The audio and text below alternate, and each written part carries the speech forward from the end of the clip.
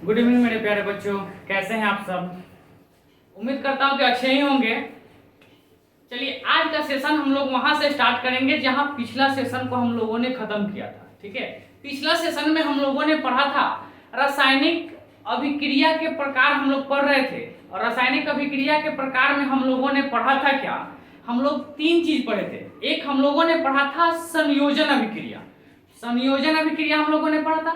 दूसरा हम लोगों ने पढ़ा था वियोजन अभिक्रिया, और तीसरा हम लोगों ने पढ़ा था वैद्युत अपघटन अभिक्रिया। ठीक है, तीन अभिक्रिया हम लोगों ने पढ़ा था कल के सेशन में। आज के सेशन में हम लोग उसके बाद का चीज हम लोग पढ़ेंगे और समझेंगे। ठीक है, चलिए अगला हम लोग आते हैं। अगला चौथा नंबर जो पॉइंट होता है, चौथा नंबर जो प्रकार होता है वो होता है एकल विस्थापन अभिक्रिया। एकल विस्थापन अभिक्रिया। अब ये एकल विस्थापन अभिक्रिया होता क्या है, जरा सा इसको हम लोग लिखेंगे और समझेंगे।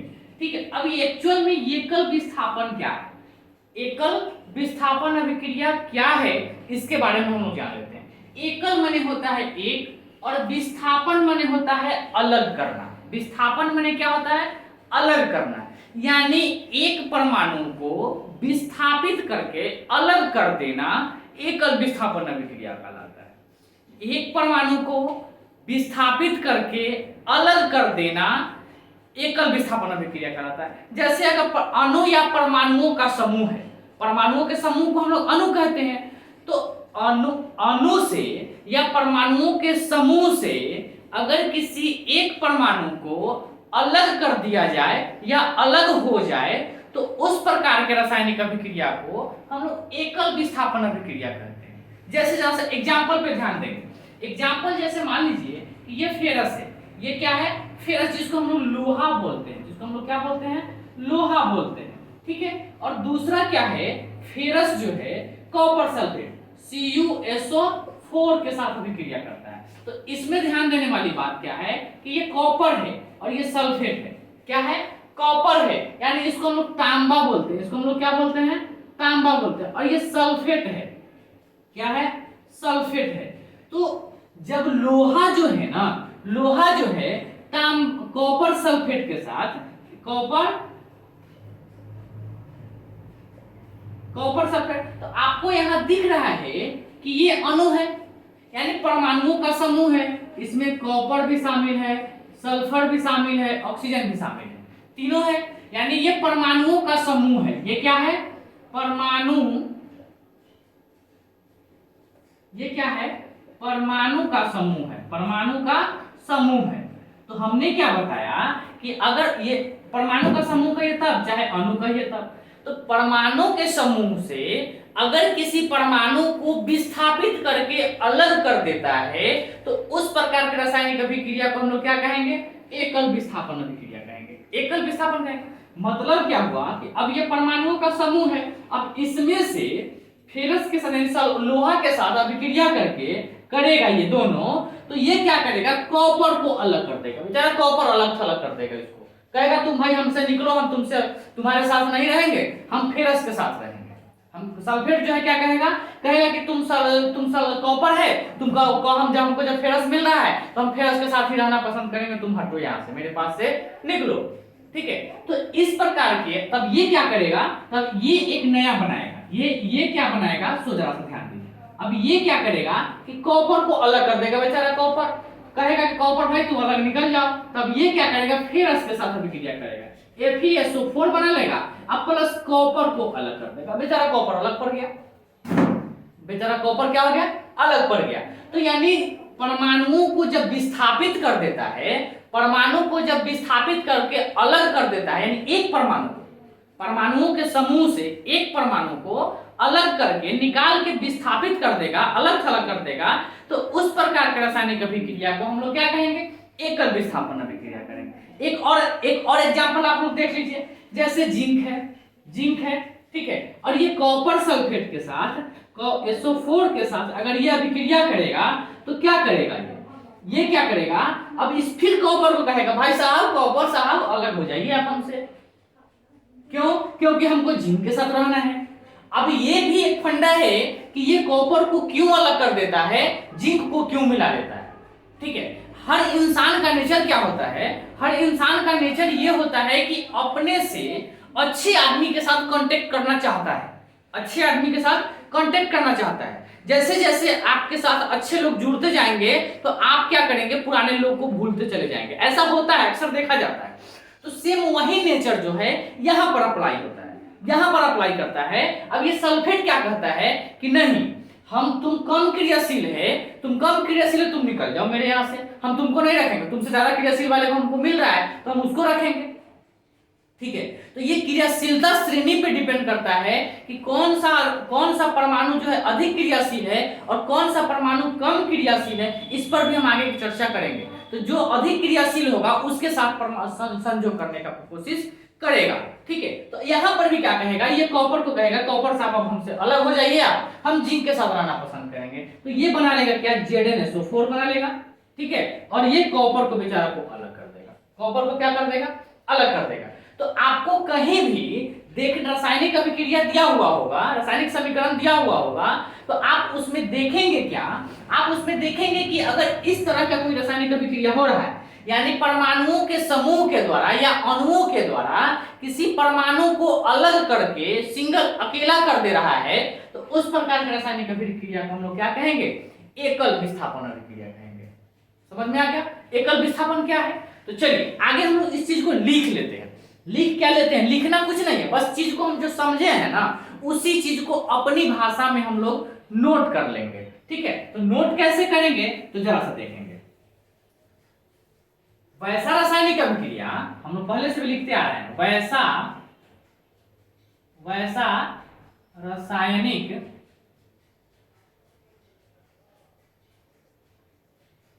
अभिक्रिया, वैसा रासायनिक अभिक्रिया जिसमें, वैसा रासायनिक अभिक्रिया जिसमें क्या, जिसमें अणु या परमाणुओं के समूह, परमाणुओं के समूह द्वारा, अणु या परमाणुओं के समूह द्वारा किसी दूसरे परमाणु को क्या, किसी दूसरे परमाणु को विस्थापित कर देता है, विस्थापित। वैसा रासायनिक अभिक्रिया जिसमें अणु या परमाणुओं के समूह द्वारा किसी दूसरे परमाणु को विस्थापित कर देना, विस्थापित करना ही एकल विस्थापन अभिक्रिया कहलाता है, अभिक्रिया कहलाता है। समझ में आ गया, समझ में आ गया हमने क्या समझाया आपको कि अगर वैसा रासायनिक अभिक्रिया जिसमें अणु या परमाणुओं के समूह द्वारा, अणु या परमाणुओं का समूह, तो आप तो ये देख रहे हैं कि यहाँ पर परमाणु है और यहाँ पर अणु कहिए तब, चाहे इसको परमाणुओं का समूह कहिए तब, दोनों बात एक ही है। तो परमाणुओं के समूह द्वारा इस परमाणु को, परमाणुओं के समूह द्वारा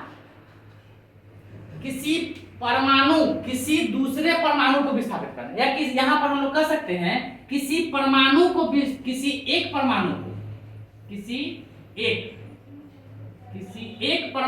विस्थापित करना एकल विस्थापन अभिक्रिया करना। समझ में आ गया, कोई दिक्कत नहीं ना, एक जैसे में इसको लिख दीजिए।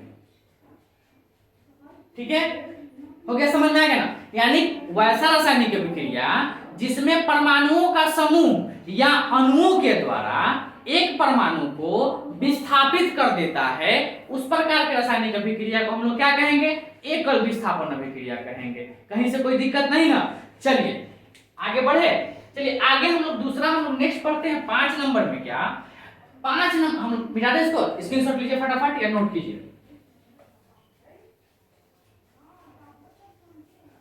देखिए कुछ टेक्निकल प्रॉब्लम हो जा रहा है मेरे साथ, इस वजह से हम आपका क्लास कंटिन्यू नहीं ले पा रहे हैं, लेकिन क्लास कंटिन्यू लेने का हम कोशिश कर रहे हैं। ठीक है, चलिए घबराना नहीं है, सिलेबस को लेकर के टेंशन नहीं लेना है, हम कंटिन्यू रहेंगे, कुछ टेक्निकल प्रॉब्लम आ जा रहा है, जिस वजह से हम पूरी कोशिश कर रहे हैं कि उस टेक्निकल प्रॉब्लम को हमेशा के लिए दूर कर दे, ठीक है, ताकि आपको आगे आने वाले समय में कभी कहीं से कोई परेशानी न हो, ठीक है। चलिए अगला हम लोग दूसरा क्या समझते हैं 5 नंबर में। 5 नंबर में हम लोग देखते हैं, पांचवा है उभय विस्थापन अभिक्रिया। उभय विस्थापन अभिक्रिया। अब ये उभय विस्थापन अभिक्रिया क्या है? उभय विस्थापन अभिक्रिया क्या है, तो इसको जरा सा देखेंगे। इसमें क्या होता है उभय विस्थापन में कि जब दो अणु जब कहने का मतलब क्या हुआ कि उसमें परमाणुओं का समूह है, तो जब उसमें क्या होता है कि दो अणु यानी दो यौगिक जो है अपने आयनों का विनिमय आदान प्रदान कर लेता है, अपने आयनों का विनिमय आदान प्रदान करना। अब एक चीज आता है आयन का आदान प्रदान। ये क्या होता है? आयन क्या होता है? आयन जो है हम लोगों ने बेसिक केमिस्ट्री क्लास में एक दिन हम लोगों ने पढ़ा था, क्या आयन के बारे में हम लोगों ने जाना था, ठीक है, जहां हम लोग संयोजकता के बारे में पढ़ रहे थे, ठीक है, कि बाह्यतम कक्षा में जो इलेक्ट्रॉन होता है उसी से हम लोग क्या करते हैं, आयन का निर्माण करते हैं, आयन को समझते हैं, ठीक है। हमने उसमें आपको समझाया था क्या कि जिसके बाह्यतम कक्षा में 1 2 3 इलेक्ट्रॉन होते हैं वो अपने इलेक्ट्रॉन का त्याग करने का हाल जानता है, ठीक है, वो त्याग कर सकता है। तो जो त्याग करेगा यानी अपने आप में से देने का क्षमता रखेगा, उस प्रकार के परमाणु धन आयन कहलाते हैं, धन आयन कहते हैं, यानी देने वाले को, जिसके पास ज्यादा होगा वो देगा, उसी को हम धन आयन कहेंगे। तो आयन क्या है कि अपने बाह्यतम कक्षा में उपस्थित इलेक्ट्रॉन को लेना या देना ही आयन कहलाता है। जितना लेगा या जितना देगा वही आयन कहलाएगा, ठीक है। अगर देता है तो वो धन आयन होगा, अगर इलेक्ट्रॉन लेता है तो वो ऋण आयन हो जाएगा, ठीक है। तो यह कहने का मतलब क्या हुआ कि जब दो यौगिक अपने आयनों का विनिमय आदान प्रदान करता है तो उस प्रकार के रासायनिक अभिक्रिया को हम लोग उभय विस्थापन अभिक्रिया करते हैं। जैसे हम लोग इसको एग्जांपल के तौर पे समझ लेते हैं। आयन समझ में आया? आयन क्लियर हुआ? चलिए अब इसको हम लोग देख लेते हैं। जो लोगों को नहीं समझ में आया है वो बेसिक केमिस्ट्री क्लास का एक चैप्टर हम दिए हुए हैं, 1 घंटे का है पूरा क्लास, आप लोग वहां जाकर के उस क्लास को देख लेंगे, आपको समझ में आ जाएगा, ठीक है। चलिए अब उभय विस्थापन में हम लोग क्या कर रहे हैं कि जब यौगिक जो है अपने आयनों का विनिमय आदान प्रदान करते हैं। सिंपल सा एक एग्जांपल हम आपको देते हैं। अगर मान लीजिए कि ये X और ये Y कोई यौगिक है, ठीक है, और ये AB यौगिक के साथ अभिक्रिया करता है, तो अब ये यौगिक है, ये भी यौगिक है, तो इसमें एक धन आयन भी हो सकता है, इसमें एक ऋण आयन होगा, इसमें एक धन आयन होगा, इसमें एक ऋण आयन होगा, ठीक है, हो सकता है ऐसा, ठीक है। तो अपने आयनों का विनिमय आदान प्रदान करना मतलब इसमें ये जो है इसके साथ अभिक्रिया कर सकता है, ये इसके साथ अभिक्रिया कर सकता है, 2 कंडीशन हो सकता है। ये इसमें जो है, इसमें ये जो है X जो है B के साथ अभिक्रिया कर सकता है और Y जो है A के साथ भी अभिक्रिया कर सकता है। समझ में आ रहा है ना? तो जब X A के साथ मिले या X B के साथ मिले, ठीक है, यानी अपने आयनों का आदान प्रदान, एक दूसरे से आदान प्रदान कर लेना, ठीक है, वही कहलाता है उभय विस्थापन अभिक्रिया। जैसे एक छोटा सा एग्जांपल हम लोग देख लेते हैं, छोटा सा क्या एग्जांपल देख लेते हैं। जैसे देखिए ये फेरस सल्फेट है FeS, ठीक है, ये जो है हाइड्रोक्लोरिक अम्ल H2SO4 हाइड्रोक्लोरिक अम्ल के साथ अभिक्रिया करेंगे। आप यहां देख रहे होंगे कि फेरस है, सल्फेट है, फेरस है, सल्फेट है, हाइड्रोजन है और सल्फर है, और सल्फर और ऑक्सीजन है, ठीक है। ये यहाँ पर दो आयन है इसमें, ये और ये और ये सल्फेट है, SO4 सल्फेट बोलते हैं उसको। तो हाइड्रोजन सल्फेट है, हाइड्रोजन और सल्फेट है, ठीक है। तो हम जानते हैं कि हाइड्रोजन जो है इसका परमाणु संख्या 1 होता है, तो ये 1 इलेक्ट्रॉन का त्याग करेगा, ठीक है, या 1 इलेक्ट्रॉन ग्रहण करेगा। तो ये अधिकांशतः में देने का यानी प्लस चार्ज हो जाता है, ठीक है। और देखिए SO4 जो है, सल्फेट जो है वो ऋण आयन होता है। बेसिक केमिस्ट्री क्लास में जाकर समझिए, आपको समझ में आ जाएगा। अब ये फेरस है, Fe है और S है सल्फर, ठीक है। तो इसमें भी एक धन आयन है और एक ऋण आयन है, ठीक है। तो धन आयन अपने अब देखिए ये जब रासायनिक अभिक्रिया करेगा, ये रासायनिक अभिक्रिया करेगा तो क्या करेगा, फेरस जो है सल्फर को अलग कर देगा और इस सल्फेट के साथ आके मिल जाएगा। तो ये क्या बनाएगा, ये बना देगा आपको FeSO4, FeSO4 क्या बना देगा, FeSO4, ठीक है। और दूसरा क्या होगा, H2S का निर्माण करेगा। ये H2S गैस बन के बाहर निकल जाएगा, हाइड्रोजन सल्फाइड जिसको हम लोग बोलते हैं, इसको क्या बोलते हैं, हाइड्रोजन सल्फाइड बोलते हैं, ठीक है। तो अब देखिए यहाँ आप देख रहे हैं कि ये दो गो जो तत्व, दो गो जो परमाणु इसके साथ जुड़ा हुआ है यौगिक जो है, ये एक जो है इसने के दूसरे के साथ संयोग कर लिया, इसका दूसरा जो है इसके पहले के साथ संयोग कर लिया। तो इस प्रकार के रासायनिक अभिक्रिया को हम लोग क्या कहेंगे, उभय विस्थापन। उभय आप ऐसे समझ सकते हैं कि उभय माने क्या, ऊपरी भाग को आदान प्रदान कर लेना, माने आयनों का आदान प्रदान कर लेना। याद करने के व्यू से उभय माने क्या होता है, यानी आगे पीछे, यानी धन आयन और ऋण आयन के साथ आदान प्रदान कर लेना, आयनों का विनिमय आदान प्रदान कर लेना ही हमारा उभय विस्थापन अभिक्रिया कहलाता है। समझ में आ गया। चलिए हम लोग इसको परिभाषा के तौर पे लिख लेते हैं और समझ लेते हैं। क्या लिखेंगे हम लोग, लिखेंगे कि वैसा रासायनिक अभिक्रिया, वैसा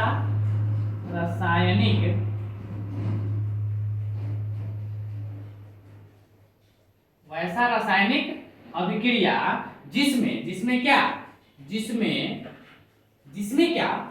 यौगिक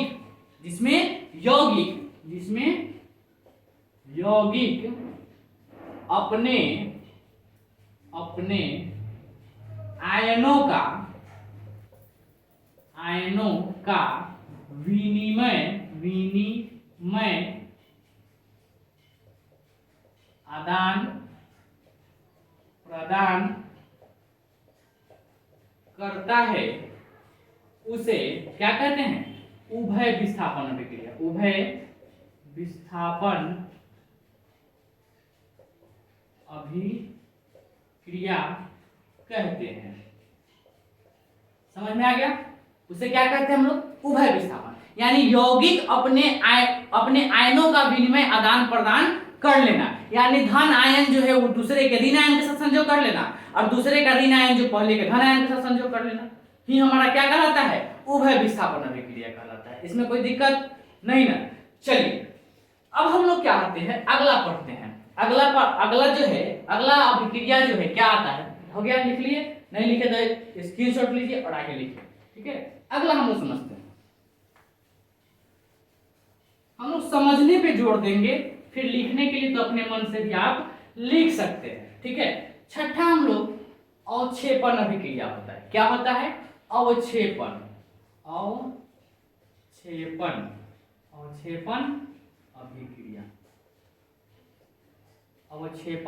अभिक्रिया। अब ये अवक्षेपण अभिक्रिया क्या है, हमने आपको पहले भी क्लास में बता दिया है कि अवक्षेप का जब निर्माण होगा तो वहां पर हम लोग अवक्षेपण अभिक्रिया कहेंगे। अवक्षेपण कहने का मतलब क्या हुआ कि ठोस रूप में प्राप्त होना। ठोस रूप।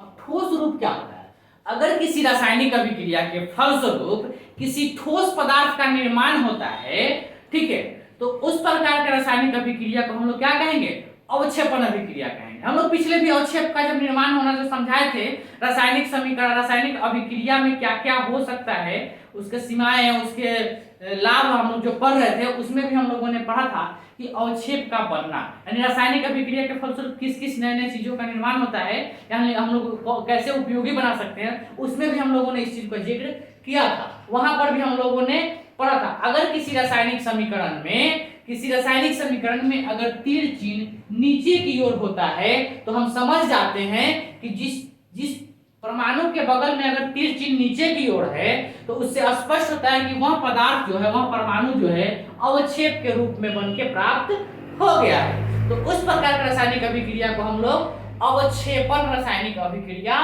कहते हैं, ठीक है। तो अब हम लोग इसका परिभाषा क्या लिखेंगे, परिभाषा लिखेंगे, लिख लेते हैं, जरा समझ लेते हैं। यानी वैसा रासायनिक अभिक्रिया जिसमें प्रतिफल जो है ठोस रूप में प्राप्त होता है, ठीक है। हम लोग समझते हैं उस चीज को और आगे लिखेंगे क्या, वैसा रासायनिक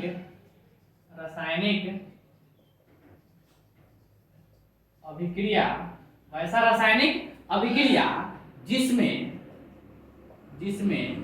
प्रतिफल अब क्या है, अभी ये मत पूछिए हमसे, जिसमें प्रतिफल ठोस रूप में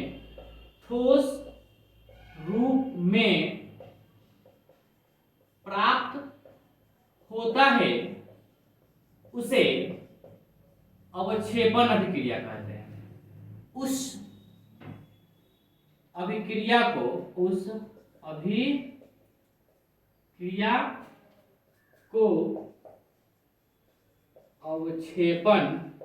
अवक्षेपण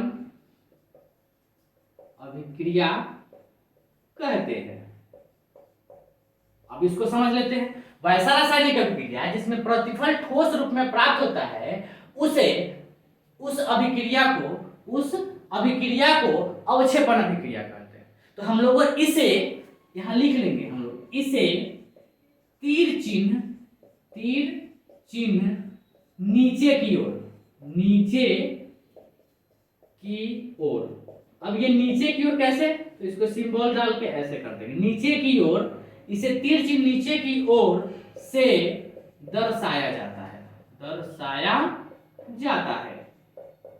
ठीक है। अब देखिए किसी भी रासायनिक अभिक्रिया के बगल में, यानी किसी भी रासायनिक अभिक्रिया में जो प्रतिफल होगा तो उस प्रतिफल में, अब प्रतिफल क्या होता है, तो रासायनिक अभिक्रिया के फलस्वरूप जिस नया पदार्थ का निर्माण होता है उसे प्रतिफल कहते हैं। पहले ही क्लास में हम लोग इसको समझा चुके हैं, बता चुके हैं। पूरा वीडियो देखिए, तब आपको सीक्वेंस में समझ में आएगा कि कौन सा चीज क्या हमने बताया है, ठीक है। पूरा एक शुरू से आप वीडियो देखते आएंगे, ठीक है। चलिए, तीर चिन्ह नीचे की ओर दर्शाया जाता है, यानी प्रतिफल के बगल में, यानी प्रतिफल रासायनिक अभिक्रिया के फलस्वरूप जब प्रतिफल होगा तो उसमें तीर चिन्ह जब नीचे की ओर होगा तो उसको हम समझ जाएंगे कि अवक्षेपण अभिक्रिया हो रहा है। जैसे यहाँ पर हम लोग उसका एग्जाम्पल क्या देखेंगे, जैसे NaCl, सोडियम क्लोराइड, अगर किसके साथ AgNO3 के साथ अभिक्रिया करेगा तो क्या बनाएगा, AgCl बनाएगा, ठीक है। और ये AgCl के बगल में अगर हम तीर चिन्ह दे दिए, इसका मतलब हुआ कि ये AgCl जो है ये ठोस रूप में प्राप्त हो रहा है। अब इसको देख के पहचान जाएंगे कि ये ठोस रूप में प्राप्त हो रहा है। उसके बाद क्या बनेगा, उसके बाद बनेगा सोडियम जो है किसके साथ, NO3 के साथ अभिक्रिया कर लेगा, सोडियम जो है NO3 के साथ अभिक्रिया कर लेगा, ठीक है।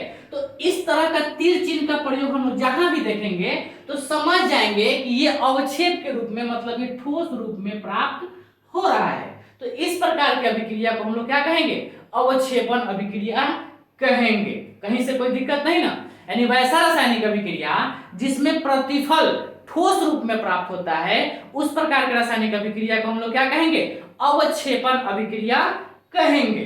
कोई दिक्कत नहीं ना। अब चलिए, यानी इसको हम लोग किस चीज से, नीचे की ओर, तीर चिन्ह नीचे की ओर से दर्शाते हैं। समझ में आ गया। चलिए, तो आज के क्लास में इतना ही रहने दिया जाए कि आगे बढ़े। ज्यादा लंबा वीडियो अपलोड करने में बहुत सारा परेशानी होता है, ठीक है।